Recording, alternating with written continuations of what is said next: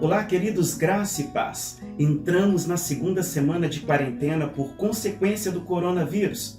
Desde o dia 16 de março, estamos confinados em nossas casas para nos protegermos de sermos infectados.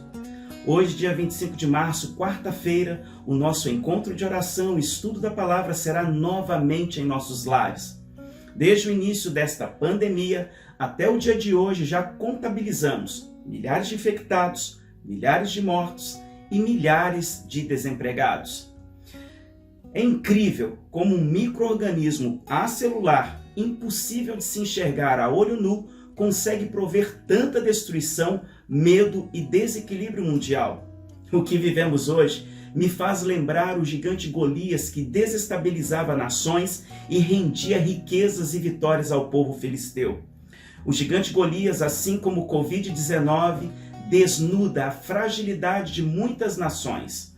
Quando olho para tudo isso, eu percebo que, em primeiro lugar, somos totalmente vulneráveis e frágeis e precisamos voltar os nossos olhos para Deus urgentemente. A doença e a instabilidade financeira comprovam isto. Em segundo lugar, creio que Deus está trazendo juízo sobre as nações, principalmente as poderosas, nações que se tornaram corruptas, insensíveis, pagãs e avessas ao Evangelho de Jesus Cristo. E finalmente, Deus está provando também a igreja por meio de sua misericórdia. As provações trazem avivamento. A igreja no mundo tem se levantado como há muito tempo não víamos. E isto é só o começo do que ainda vem por aí. A pergunta que não se cala com relação ao Covid-19 é como destruir este microscópico gigante. O povo de Israel, ele teve que lidar com esta mesma pergunta, e é sobre eles que estudaremos hoje. Em 1 Samuel, capítulo 17, temos o registro da batalha do povo judeu contra a Filístia, nação esta formada por 5 cidades independentes: Asdod, Gaza, Ascalon, Ecrom e a maior de todas elas de onde Golias era natural, que era a cidade de Gate.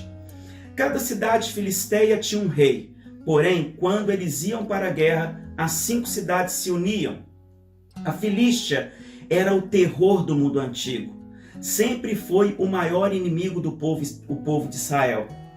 Nos versos de 4 a 7 de 1 Samuel 17, encontramos o retrato de Golias. O texto nos diz que ele tinha média de 2,90 metros de altura, mais ou menos isso. Ele usava um capacete, ele vestia uma couraça de escama de bronze de 60 quilos. Ele carregava um escudo e só a ponta de sua lança pesava 7,2 kg, sem contar o escudeiro que o acompanhava. Quando nós olhamos dos versos de 8 a 11, vemos que este Golias ele começa a lançar ameaças ao povo.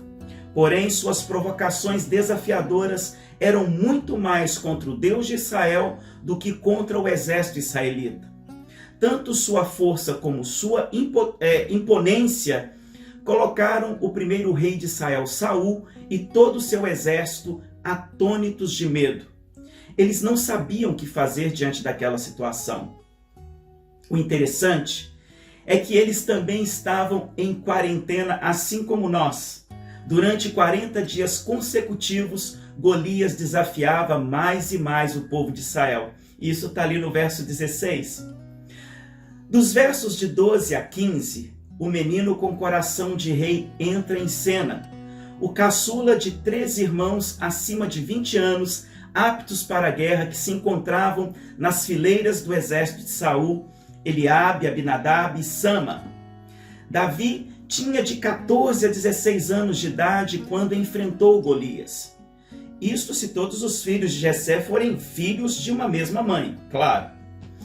O capítulo de 1 Samuel 17 contém verdades maravilhosas para este tempo obscuro que estamos vivendo. Com Davi, aprendemos sobre princípios que precisamos aplicar diante do que para nós parece intransponível. E o nosso gigante Golias pode não ser o Covid-19. Você sabia disso? Talvez o gigante que Deus quer que vençamos hoje seja nós mesmos. O nosso medo diante da doença e da morte, o medo de perdermos o controle da vida devido ao colapso financeiro que estamos enfrentando. Talvez o nosso Golias seja o medo incontrolável dos efeitos colaterais que o Covid-19 está criando na nossa economia. A igreja atual tem perdido sua confiança em Deus por falta de prática, isto mesmo.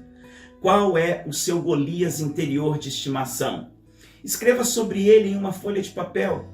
Se desnuda na presença de Deus neste período que o Senhor está lhe concedendo. No confinamento de Deus, seremos curados na nossa mente, fortalecidos e encorajados. E é sobre isto que eu quero tratar com você nesses poucos minutos que temos juntos.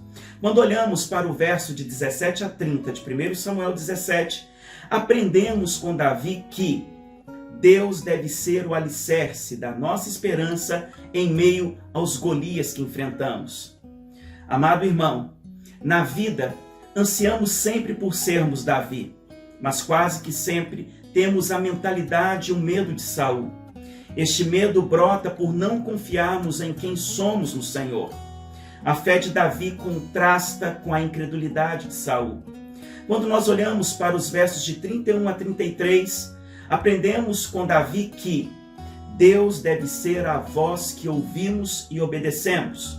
Saul foi o profeta do caos para Davi. Ele era covarde e queria que Davi fosse como ele.